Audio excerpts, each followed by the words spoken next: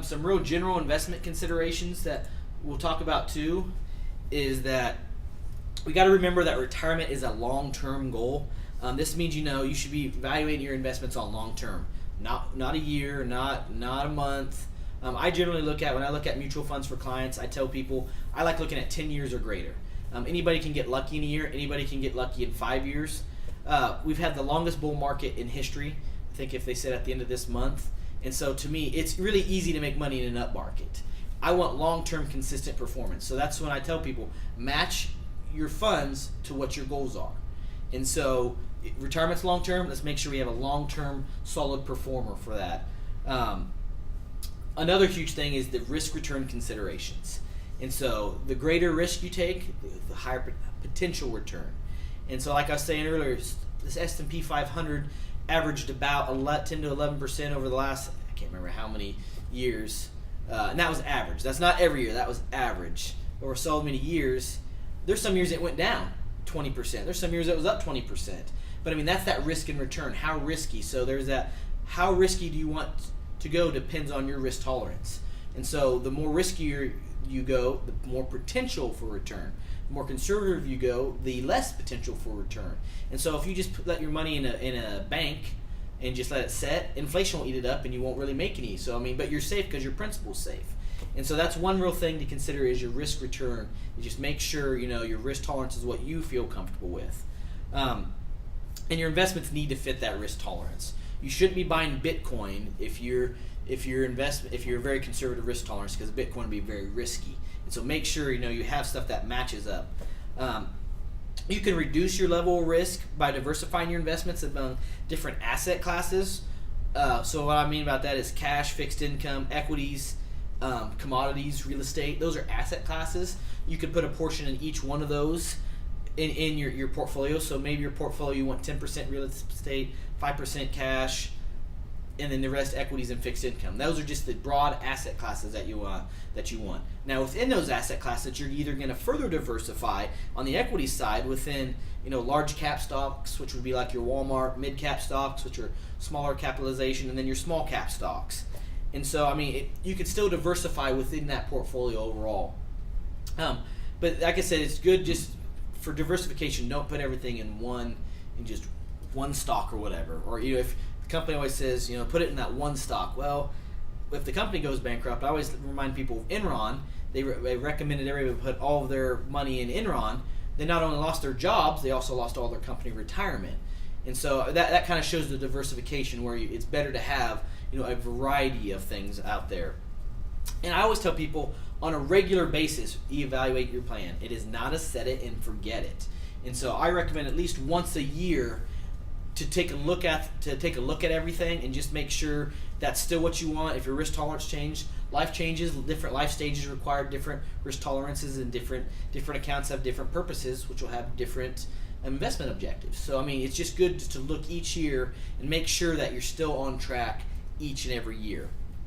And so that first part was more of the offense. That's the accumulation of the wealth, and that's if we stay healthy 100% our whole lives and nothing ever happens. Well, that's pretty unrealistic. The next part is how the insurance can play a defensive role in retirement planning.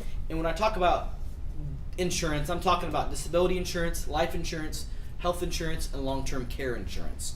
And so to me, like I said, we focus on accumulating funds, but your ability to earn a paycheck is your greatest part to build wealth. Is every time you earn a paycheck, you can always add more to that. Now, what if something happens that you're no longer able to earn that paycheck? And so that's where this defense comes in with the insurance. And so it says the success or failure of our plan for retirement will depend on our ability to earn a living. If we're not able to do that, then our plan gets thrown out the window. And so this is where disability income insurance comes in, and this is where life insurance comes in. And so for disability insurance, if you become disabled, usually you can pick it up cheap as through work. You can have outside work plans, and it depends. I tell people sometimes it's good to have work disability insurance, and you can have an additional policy outside of work in case something you get fired or leave that job. You also lose your disability insurance and your life insurance if you have that through. So by having it outside it gives you another way that you won't lose it. It's more portable. And so again, disability insurance just comes into play if you become disabled. and that just part of that defensive part. Life insurance comes in as, say, if you don't become disabled but you die and you have a spouse that is depending upon your income also. And so usually as a recommendation for life insurance, I recommend about 10 to 12 times in term life insurance, and that's in case you die. That gives in your spouse or whatever the ability to invest that money and still make up for your salary that you had before. And so 10 to 12 times is good. And even everybody, I get questions all the time saying, well, what about my spouse that's a stay-at-home mom? They're still doing a lot of work there. And so, yes, she should still have insurance, because if something happened to her, you'd have to, or dad, it could be stay-at-home dad too, but you'd have to have somebody to pay for that. I mean, have a nanny or something to still consider that. So, yes, even if you have a parent working in the home, everybody should have some form of life insurance on there. That in your working years, those are the two main ones you need in your working years. In your retirement years, it goes back to the health insurance part. And so, health insurance, it goes, like I said, if you're before age 65, health insurance is very expensive, and it needs to be built in part of your plan if you plan to retire before that age. The other one is the long-term care insurance. And so that kind of protects your nest egg. About the ideal age for that is about age 60 is when you can get it the cheapest, usually statistically speaking. And so the reason why that is, and a good reason for having long-term care insurance, is, say there's a husband and wife, and the husband goes into the nursing home and spends all the retirement nest egg, the wife has nothing. So basically you just cracked your nest egg and you still have another one living, but there's no way for her to provide, and then now she's destitute because the nursing home or the care took all the money.